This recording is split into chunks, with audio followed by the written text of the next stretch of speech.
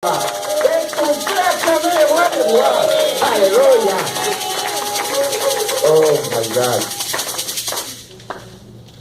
Que Dieu vous bénisse. Amen. Je suis content d'être encore devant vous pour la confiance que vous faites en votre Dieu. Ce n'est pas en moi. Je voudrais d'abord, pour déjà gagner une étape des annonces, demander à ma fille Landine et à d'autres qui viennent d'arriver pour la toute première fois. C'est-à-dire, vous êtes arrivés peut-être les dimanches passés, comme c'était la conférence, on n'a pas pu vous recevoir. Je voudrais que ceux qui sont venus ici pour la première fois puissent se lever, y compris Papa Fulgence et mon fils, comment il s'appelle encore? Ah, ok. Donc, mettez-vous, on va acclamer le Seigneur pour cela. Parce que ma fille m'a dit là-haut, ils sont nombreux. Et l'Éternel soit béni.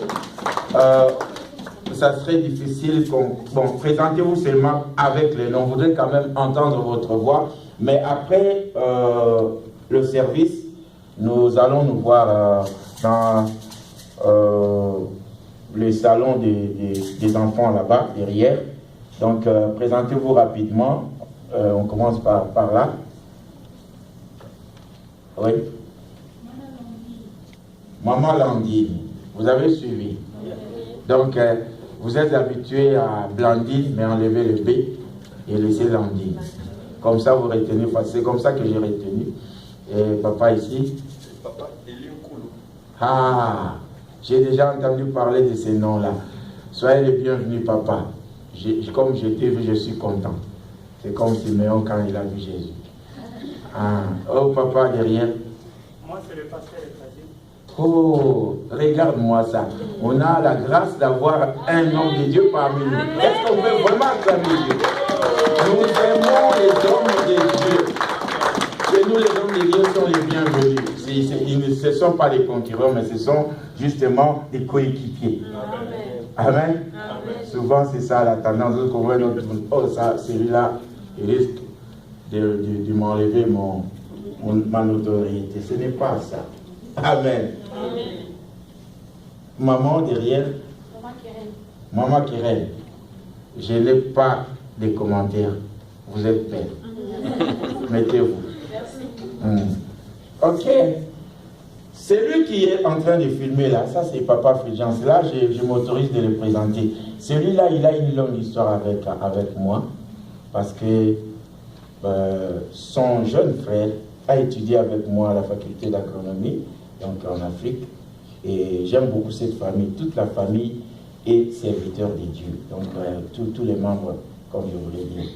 Et c'est lui qui a joué les morceaux. Et il y a mon fils qui a tenu le keyboard. Vous avez senti quelque chose. C'est pour ça que j'aimerais qu'on applaudisse pour la chorale qui a chanté merveilleusement.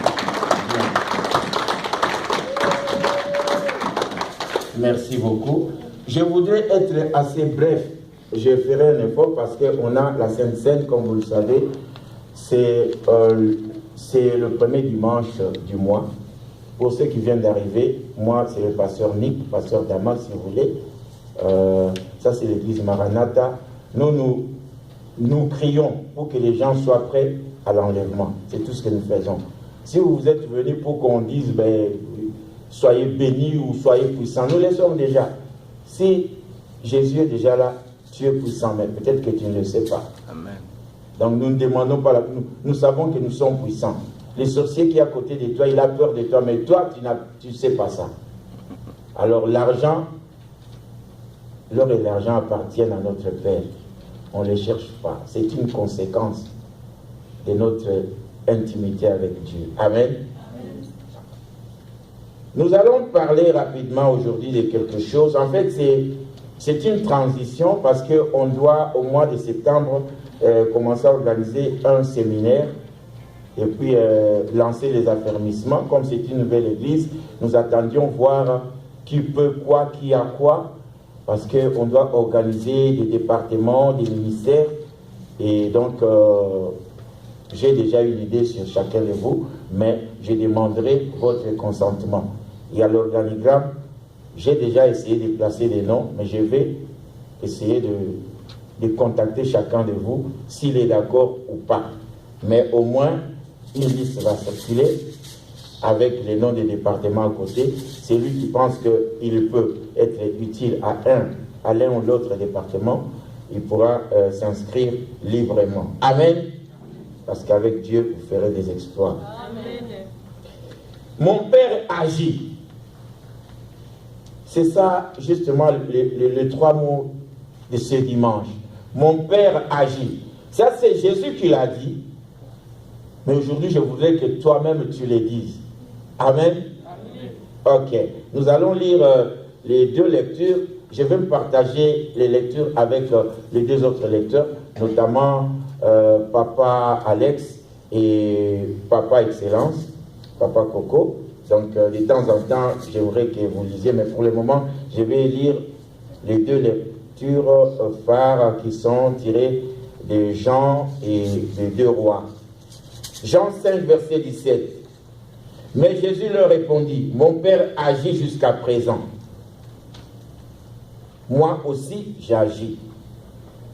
2 Rois 3, versets 5 à 18. À la mort d'Akab, le roi de Moab se révolta contre le roi d'Israël. Le roi Joram sortit alors de Samarie et passa en revue tout Israël. Il s'est mis en marche et il fit dire à Josaphat, roi de Juda, le roi de Moab s'est révolté contre moi. Veux-tu venir avec moi attaquer Moab? Josaphat répondit, j'irai, moi comme toi, mon peuple comme ton peuple, mes chevaux comme tes chevaux. Et il dit, par quel chemin monterons-nous? Joram dit, par le chemin du désert d'Édom. Le roi d'Israël, le roi de Juda et le roi d'Édom partirent, et après une marche de 7 jours, ils manquèrent d'eau pour l'armée et pour les bêtes qui la suivaient. Alors le roi d'Israël dit, hélas, l'Éternel a appelé ces 3 rois pour les livrer contre les mains de Moab. Mais Josaphat dit, Josaphat c'est le roi de Juda, n'y a-t-il ici aucun prophète de l'Éternel par qui nous puissions consulter l'Éternel? L'un des serviteurs du roi d'Israël répondit, il y a ici Élisée, fils de Shaphat, qui versait l'eau sur les mains d'Élie. Et Josaphat dit, la parole de l'Éternel est avec lui. Le roi d'Israël, Josaphat et le roi d'Édom descendirent donc auprès de lui. Élisée dit au roi d'Israël, qu'y a-t-il entre toi et moi? Va vers les prophètes de ton père et vers les prophètes de ta mère. Et le roi d'Israël lui dit, non, car l'Éternel a appelé ces 3 rois pour les livrer entre les mains des Moab.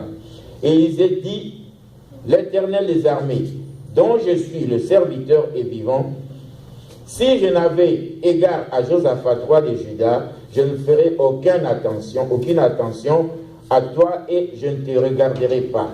Maintenant, amenez-moi un joueur de harpe. Je pense que les musiciens ou les chantres, ils voient quel rôle ils jouent ici. Donc Élisée ne peut même pas agir sans qu'on lui amène quelqu'un qui puisse jouer. Ça, c'est un rappel. Nous savons que dans la marche d'Israël vers la terre promise, ce n'était pas des Lévites, ce n'était pas des sacrificateurs, ni même des porteurs de l'arche qui étaient devant. C'était des chantres qui ouvraient le chemin. Maintenant, amenez-moi, ça c'est le verset 15, amenez-moi un joueur de harpe. Et comme le joueur de harpe jouait, la main de l'Éternel fut sur Élisée. Et il dit, ainsi parle l'Éternel. Donc l'Éternel commença à parler lorsqu'il a entendu la musique. Donc quand vous jouez ici, vous ouvrez beaucoup de choses. C'est pour cela que les chantres doivent comprendre de combien ils sont importants dans un culte, dans une assemblée de Dieu. Car ainsi parle l'Éternel. Non. Et il dit, ainsi parle l'Éternel, faites dans cette vallée des fosses, car ainsi parle l'Éternel, vous n'apercevrez point de vent, et vous ne verrez point de pluie, et cette vallée se remplira d'eau, et vous boirez, vous et vos troupeaux et votre bétail. Mais cela est peu de choses aux yeux de Dieu l'Éternel. Il livrera Moab entre vos mains. Est-ce que vous pouvez dire à votre voisin, c'est peu de choses ce qui m'arrive? Dites à votre voisin à haute voix, c'est peu de choses ce qui m'arrive. Même en anglais, dites-lui, pour ceux qui ne comprennent que l'anglais. Bon, on m'a dit qu'il y a quelqu'un qui comprend seulement l'anglais. Est-ce qu'on aura besoin, ou bien c'est parce que Papa Fulgence est en train de filmer, sinon il faut qu'il se mette à côté de quelqu'un pour l'aider, pour qu'on n'ait pas besoin d'un interprète ici. Ça va prendre double temps. Il y a quelqu'un qui peut faire ça? Tout le monde. Oui, rapidement, parce que vous savez, on ne peut pas négliger la minorité. Peut-être que la parole est pour lui. Ok. Mon père agit. D'abord, je voudrais parler du but du message. Le but du message est que chacun de nous sache que Dieu agit jusqu'à présent. Jésus, quand il disait ça il y a plus de 2000 ans, quand il disait « Mon père agit » jusqu'à présent, ce présent-là, c'est même aujourd'hui. Amen. Ça ne s'est pas arrêté au temps de Jésus quand il était homme ici sur terre. Donc, jusqu'à présent, il faut que chacun sache que Dieu agit. Il agit et tout ce qui nous arrive, c'est vraiment peu de choses pour Dieu. Si tu vois quelque chose traîner, ça n'arrive pas. C'est que le temps de Dieu n'est pas encore arrivé. Il ne faut pas croire que c'est parce qu'on n'a pas ajouté ceci, c'est parce qu'on n'a pas ajouté cela. Je vais déjà anticiper, avant de parler du pourquoi de ce message. J'ai été touché dernièrement, quand on devait prier pour ma femme qui était très malade, il y a un serviteur de Dieu, un blanc en plus, un Américain, qui m'a dit, est-ce que tu n'as pas d'huile là? J'ai dit, oui. Non, on est déjà au moins 7 serviteurs de Dieu. Le pasteur Amos était là. Alors donc, je l'ai vu vraiment agiter là. Alors qu'on devait prier pour madame, lui, c'est comme si quelque chose manquait. Je ne le critique pas, mais je voudrais que les enfants de Dieu, comme nous voudrions que l'église soit une église de chrétiens matures, je voudrais que vous sachiez que le nom de Jésus suffit. Amen. Amen. Amen. Le nom de Jésus suffit. J'ai vu le blanc vraiment agité. Il était avec l'autre, une blanche, les gens qui étaient là, ils ont vu. Alors, et jusqu'à ce qu'il a pris un papier, un napkin ou un papier là, ça devait passer de main à main. Donc, on prie pour madame, et puis on me touche, tout ça. J'ai dit, ah, il y a quelque chose qui ne va pas. Bon, ça, c'est la conviction de chacun. Ça peut être vrai. Il est vrai que dans Jacques 5, verset 16, on dit que la prière du juste a une grande efficacité. Amen. Et on dit encore que si quelqu'un est malade, que les anciens prient pour lui et qu'ils puissent lui faire l'onction d'huile. Mais si vous êtes dans le désert où il n'y a pas d'huile, s'il y a un malade, vous pouvez toujours prier. Amen. Je voudrais qu'on comprenne cela.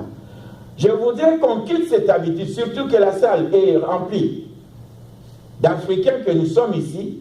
Nous avons l'habitude de croire que pour que la prière tienne, il faut qu'il y ait quelque chose ou une pratique en plus de la prière.